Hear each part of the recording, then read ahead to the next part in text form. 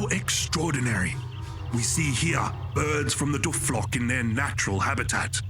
Though truly bizarre in nature, these feathered friends have more in common than at first might seem. Meet the Melbourne tech raven, who prefers a neat minimal plumage with touches of chrome and intelligent eyes. What a stunning silhouette he makes.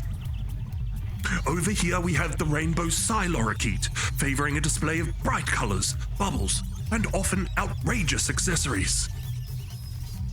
These sprightly cockatoos are humorous and energetic creatures, with the distinct fresh white plumage and yellow crest, young in years and not yet muddied by time. See how they move together in groups and play with abandon. Coming alive at night, the dance-wise owl watches over the flock, waiting to be called upon for their sage wisdom. The cheeky kookaburra leads the flock through their mating rituals on the dance floor, cackling and using humour in every birdsong. By simply looking at these wonderful creatures, one might be inclined to notice the many differences. But do not be fooled. They travel as one. Some are quiet and reserved. Some are messy and playful, while others prefer a slower pace. Their choices of sustenance vary greatly, which can create tensions between the alpha birds. But the one crucial fact is that birds of a feather flock together. These are birds who have shunned the pecking order and have been brought together as a diverse flock. It's the base that attracts them. Soft feathers don't make a cruel bird kind. Understanding and accepting others reduces the ornament of shame that's too often worn by the young. It's what's underneath the feathers that counts most.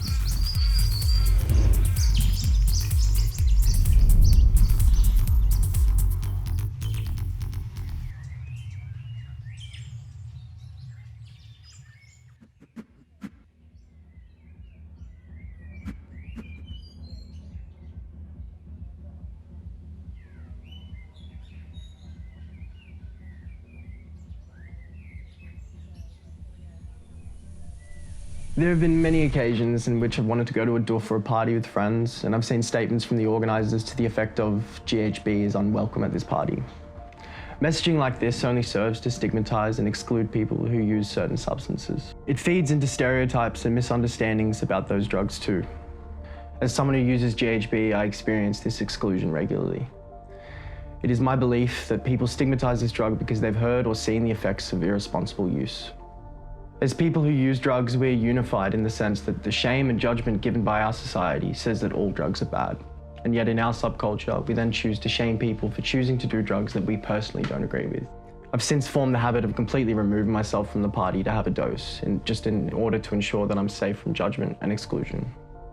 I would prefer to be able to share my use with someone for safety, but I don't always feel like I can do that. I think these ideas only hurt our community and create divide where we need unity.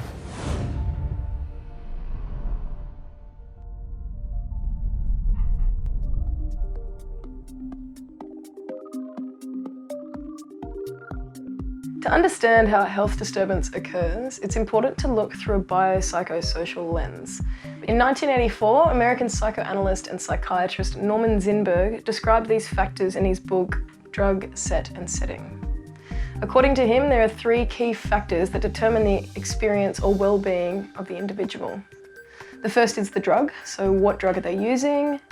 How legal is it, or how stigmatized is this drug? Are there other drugs being used in conjunction with it? How often do they use it? What's the dosage? What is the quality of the drug? And how is it used? The set refers to a set of factors within a person, so their general health, their state of mind and being, their hydration and hunger, which is a big one, their culture, their history, their experience with a drug and their understanding of that drug, and also their motivation for use. And the setting refers to external factors that can affect a person, so the location of the experience or the intensity of the stimuli and whether they can control it or not, the social group that the person is with, temperature, humidity, their affinity with the location, and also whether or not there is law enforcement present. If we look through this biopsychosocial lens, then we can look at all the factors that might affect an individual while also understanding that the very same drug in the very same dose might affect two people entirely differently.